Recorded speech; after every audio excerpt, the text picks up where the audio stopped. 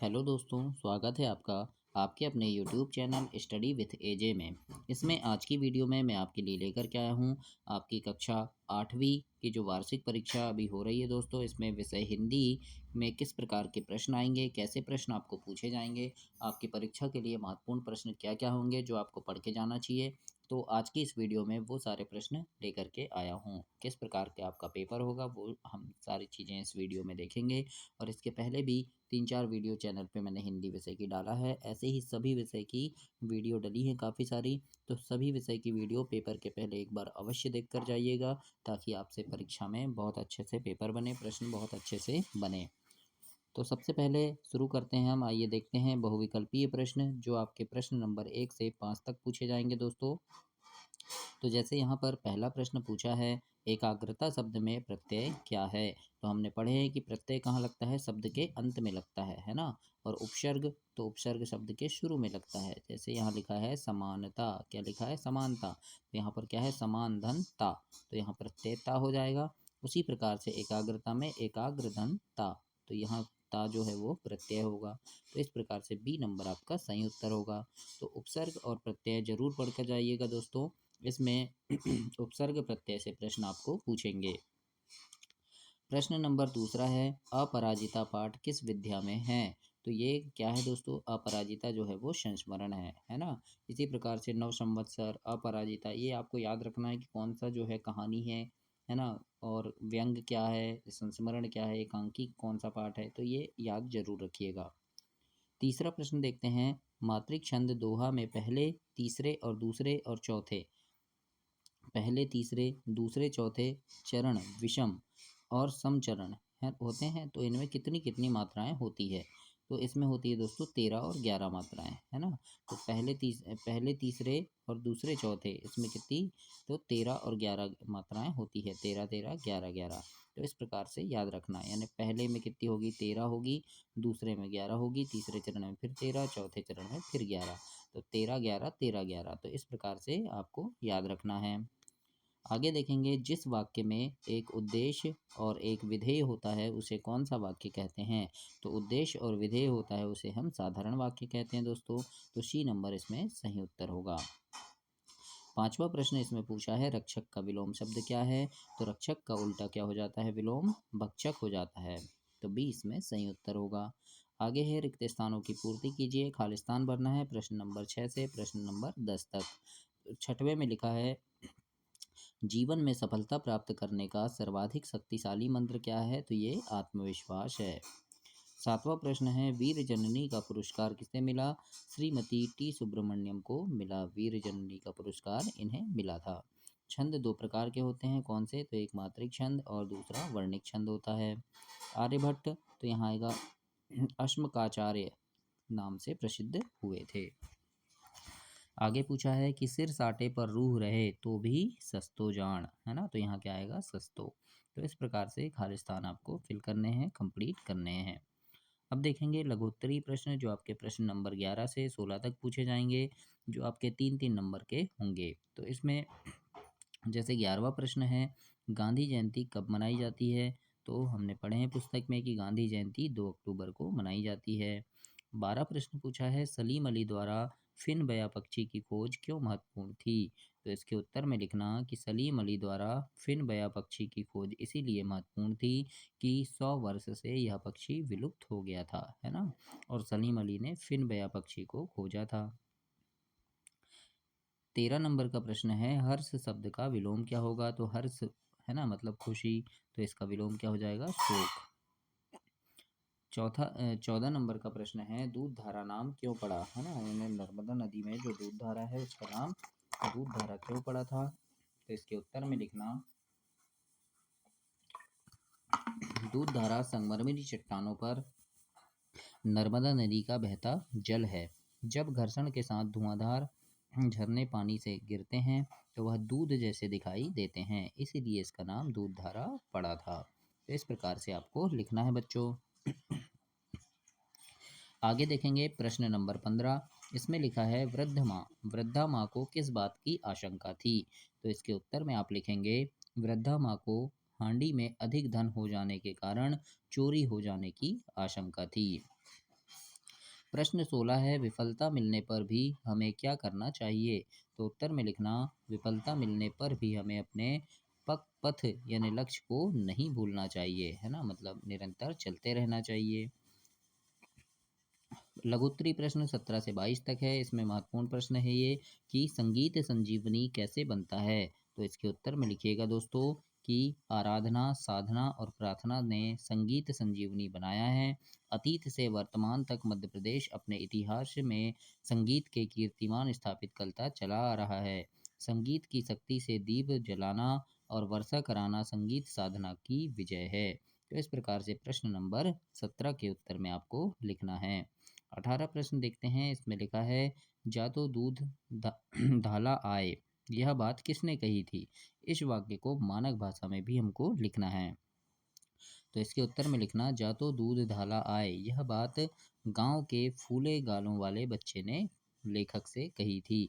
और मानक भाषा में इसे लिखेंगे कि यह तो दूध धरा धारा है ना? क्या है? यह तो दूध धारा है। इस प्रकार से उसने कहा था।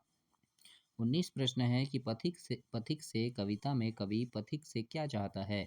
कविता का नाम क्या है? पथिक से। और इस कविता में कवि पथिक से क्या चाहता है?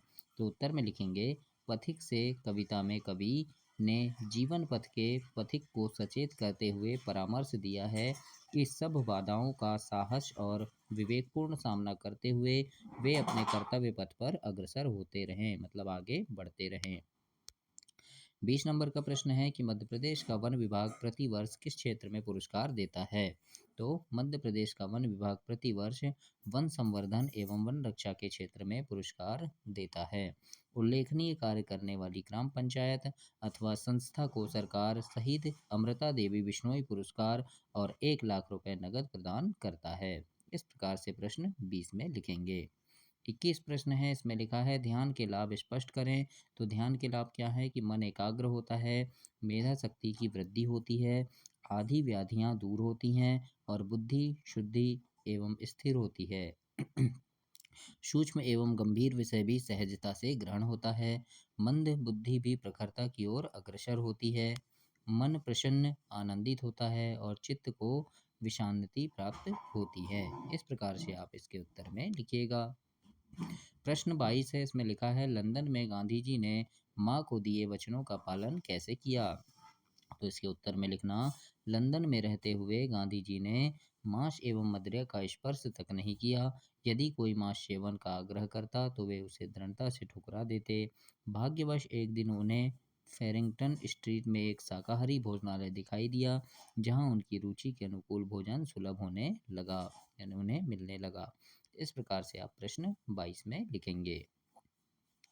दीर्घ उत्तरीय प्रश्न 23 से 26 तक है और इसमें आपके बड़े उत्तर लिखना है दोस्तों। 5-5 नंबर के प्रश्न होंगे ये। तो प्रश्न 23 पूछा है, निम्नलिखित पंक्तियों का संदर्भ सहित भावार्थ लिखिए। वर दे वीणा वादनी वर दे, प्रिय स्वतंत्र रव अमृत मंत्र नव भारत में भर दे। इस प्रकार से लिखा है। इसके आपको संदर्भ और प्रसंग लिखना है और भावार्थ भी। तो संदर्भ में हम क्या लिखते हैं? तो इस संदर्भ में हम ये पाठ्य पुस्तक का नाम लिखते हैं, कौन से पाठ से ये पंक्ति ली गई है वो लिखते हैं। तो हम यहाँ लिखेंगे, प्रस्तुत पद्यांश हमारी पाठ्य पुस्तक भाषा भारती के वर दे नामक पाठ से अवतरित है या लिया गया है। इसके रचयिता सूर्यकांत त्रिपाठी निराला हैं। प्रसंग में लिखेंगे, प्रस्तुत पंक्तियों में कवि ने सरस्वती देवी से संपूर्ण भारतवर्ष में स्वतंत्रता की आवाज भर देने की कामना की है। और इसके भावार्थ में लिखना कि वीणा बजाने वाली हे माँ सरस्वती, तू मुझे वरदान दे, मेरे इस भारत देश को तू प्रिय और स्वतंत्र वाणी प्रदान कर तथा इसमें अमरता का नवीन मंत्र भर दे, अर्थात भारत को स्वतंत्रता और अमरता की भावना प्रदान कर दे। इस प्रकार से कवि कह रहे हैं। 24 प्रश्न है। इस समय वे युवावस्था में प्रवेश कर रहे थे। निष्कासन ने उनके जीवन की दिशा बदल दी। बिरसा मुंडा पीड़ित लोगों की सेवा में जुट गए। वे बीमार व्यक्तियों का उपचार जड़ी बूटियों की सहायता से करने लगे। बीमार लोगों की भीड़ उनके यहाँ एकत्र होने लगी। उपचार के लिए वे दूसरे गांव भी जाते थे। लोगों का विश्वास था कि बिरसा कोई सिद्धि प्राप्त है। बिरसा के कारण ओझा लोगों का काम चौपट हो रहा था। उन पंक्तियों की संदर्भ सहित व्याख्या आपको करना है कि यहाँ क्या बताया है। तो इसमें आप लिखिएगा कि इस पंक्ति में यह पंक्ति पाठ्य पुस्तक भाषा भारती के पाठ बिरसा मुंडा से ली गई है और बिरसा मुंडा की समाज और देश सेवा का वर्णन इसमें किया गया है। व्याख्या में लिखेंगे हम कि बिरसा को चाईबासा के लूथरन मिशन स्कूल में पढ़ने के लिए भेजा गया, पर वहाँ वे अंग्रेज के कष्टदायक कारनामे पर टीका टिप्पणी करते थे। इसके लिए विद्यालय के प्रबंधकों ने बिरसा पर दबाव डाला कि वे अंग्रेज के विषय में कुछ भी न कहें, लेकिन उन्होंने वैसा करने से इनकार कर दिया। उन्हें विद्यालय से निकाल दिया गया, पढ़ाई छूट गई। यह उनकी युवावस्था में प्रवेश का समय था। लेकिन विद्यालय से निकाल दिए जाने के बाद उनके जीवन की दिशा में बदलाव आ गया। बिरसा ने दुखी लोगों की, बीमारियों से पीड़ित लोगों की सेवा करना शुरू कर दिया। इन रोगियों का इलाज उन्होंने जड़ी बूटियों की मदद से शुरू कर दिया। उनके द्वारा इस इलाज में जड़ी बूटियों की सहायता से ली जाती थी। अब बीमार लोगों की भीड़ उनके निवास पर लगना शुरू हो गई। लोगों के रोगों के इलाज के लिए वे दूसरे गांव भी जाया करते थे। अब लोगों में बिरसा मुंडा के प्रति विश्वास पैदा हो गया था। वे कहने लगे कि बिरसा कोई सिद्धि प्राप्त कर ली है और इस प्रकार झाड़ फूंक करने वाले ओझाओं का काम ठप हो गया और उनकी रोजी रोटी में बाधा पड़ गई थी। तो इस प्रकार से आप इसके उत्तर में लिखेंगे। अब 25 प्रश्न में लिखा है कि अपने क्षेत्र में लाउड स्पीकर से होने वाले ध्वनि प्रदूषण को रोकने के लिए शिकायती पत्र जिला कलेक्टर को लिखिए। तो इस प्रकार से पत्र लिखने भी पेपर में पूछ सकता है दोस्तों। मैंने पिछली वीडियो में बताया था पिताजी को पत्र लिखने के लिए, है ना। उसके पहले एक वीडियो में बताया था कि स्थानांतरण प्रमाण पत्र कैसे लिखना है, यानी ट्रांसफ़र सर्टिफिकेट, टीसी के लिए आवेदन पत्र, तो वो भी मैंने बताया था। तो ऐसे और भी कुछ भी आ सकता है, तो इन सभी चीज़ों को आप तैयार करके रखिएगा। तो जैसे यहाँ उत्तर में हम लिखेंगे कि श्रीमान जिलाधीश महोदय, है ना, यहाँ पर कोई भी डिस्ट्रिक्ट, जो भी डिस्ट्रिक्ट वहाँ दिया है वो लिख सकते हैं, या अपने मन से आप अपना डिस्ट्रिक्ट भी लिख सकते हैं। विषय में लाउड स्पीकर से होने वाले ध्वनि प्रदूषण को रोकने के संबंध में। अब यहाँ पर एक लेटर लिखेंगे कि मैं मेहरा पिपरिया का निवासी हूँ, तो यहाँ आप अपने गांव का नाम लिख सकते हैं। आसपास लाइट एंड साउंड की बहुत सी दुकानें हैं, साथ ही यहाँ अनेक बैंड वाले हैं। ये सभी दिन रात लाउड स्पीकर तेज ध्वनि करते रहते हैं। पास में ही एक अस्पताल भी है, जिससे वहाँ मरीज परेशान रहते हैं। कृपया इस तेज ध्वनि से उत्पन्न होने वाले ध्वनि प्रदूषण को रोकने के आदेश संबंधित थाने के स्टाफ को करने का कष्ट करें। मैं आपका आभारी रहूँगा। और प्रार्थी, और यहाँ आप अपना नाम लिख सकते हैं। अब यहाँ प्रश्न 26 में पूछा है, वसीयतनामे का रहस्य कहानी का सारांश अपने शब्दों में लिखिए। बहुत महत्वपूर्ण पाठ है दोस्तों ये। और चैनल सब्सक्राइब कर लेना, आपको सारी वीडियो इसमें मिल जाएगी सभी विषय की। तो उत्तर में लिखेंगे कि वसीयतनामे का रहस्य, ये कहानी जो है ये गांव के वयोवृद्ध किसान की न्यायप्रियता, दूरदर्शिता, ईमानदारी, निष्पक्षता और बुद्धि चातुर्य से परिचित कराया गया है। लोग शिक्षित होकर भी बुद्धिमान नहीं होते।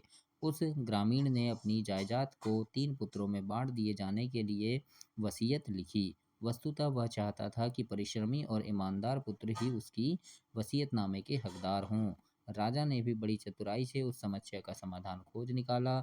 4 पुत्र होने पर जायदाद का विभाजन 3 में ही हो, इस पहेली को राजा ने प्रत्येक पुत्र से किए प्रश्न के उत्तर के माध्यम से सुलझा दिया। और तात्पर्य यह कि बड़ी से बड़ी समस्याओं को का समाधान बुद्धि कौशल से संभव है। इस प्रकार से इस पाठ में बताया गया है। तो ये आपका प्रश्न समाप्त हुए दोस्तों, प्रश्न 26 हिंदी के। और ऐसे ही सभी विषय के प्रश्न डले हुए हैं चैनल पे, तो पेपर के पहले उन वीडियोस को अवश्य देखें। किस प्रकार के प्रश्न हैं, वो प्रश्न आपसे बन रहे हैं या नहीं बन रहे हैं, तो उसे कंप्लीट करें दोस्तों परीक्षा के पहले, और अपनी पूरी तैयारी से परीक्षा में जाएं। और परीक्षा के लिए आपको बहुत बहुत शुभकामनाएं। आपका पेपर बहुत अच्छा बने दोस्तों, और परीक्षा में आप प्रथम स्थान प्राप्त करें। धन्यवाद।